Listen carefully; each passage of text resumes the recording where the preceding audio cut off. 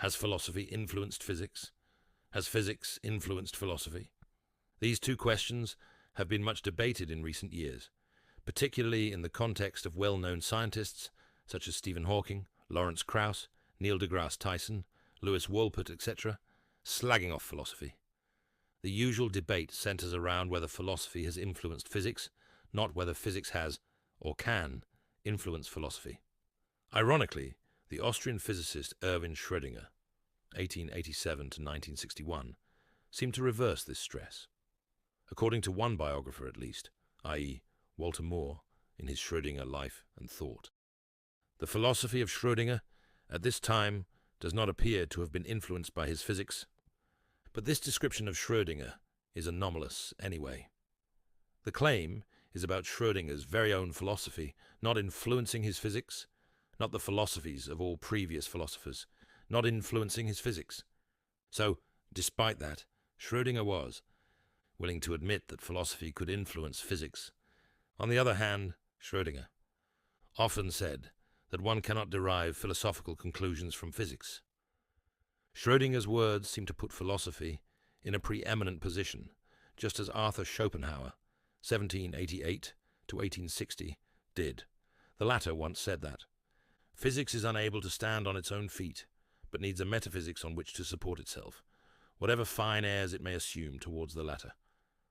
This is interesting, because many of the, for want of a better word, anti-philosophers and physicists I've debated with have assumed that philosophers believe, if with only a little of my own exaggeration, that physicists must consult the latest work in philosophy before they go to work to carry out their experiments.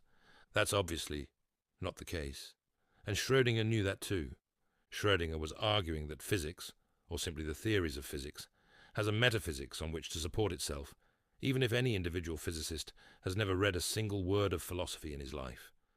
That is, there would still be metaphysics embedded in such a physicist's theories, and indeed in much of his scientific thinking. So, even if he hadn't read any philosophy, then that would be irrelevant.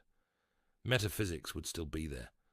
It would still be there, both because he doesn't realize it's there, and because he will have unconsciously adopted other physicists' metaphysics instead. Thus, such a physicist's happily embraced ignorance of philosophy doesn't mean that he actually has escaped philosophy. And all this doesn't have anything at all to do with such a physicist not ever having read Analysis or Mind, or never having heard of Tim Maudlin, or even David Hume. Philosophical naturalism. If a philosopher is a physicalist or naturalist, then one would guess, or even expect, that physics does, at least to some extent, influence his philosophy. But what about the other way around? Philosophy influencing physics? Historically, it's well documented that philosophy, or at least philosophers, did influence many famous physicists. The question is then, how did it do so? It can of course be said that not every physicist has been influenced by philosophy, as already argued. Then again, not every day-to-day physicist has been influenced by, say, the interpretations of quantum mechanics, or even, I suspect, by quantum mechanics itself. Similarly, not every day-to-day mathematician has been influenced by any of the great names of mathematics, so the matter of influence doesn't need to apply to every physicist in every conceivable situation, or when it comes to literally every physical theory. Of course not. For one, the physicists who haven't, knowingly, been influenced by any philosophy whatsoever may be, as it were, feeding off those physicists who have indeed. I suspect that's true in many cases. Why is that? It's largely because it was usually the revolutionary and/or important physicists who took philosophy seriously. Of course, this may not be true of literally every revolutionary and/or important physicist. However, even such a revolutionary physicist himself might have fed off those previous physicists who did take philosophy seriously.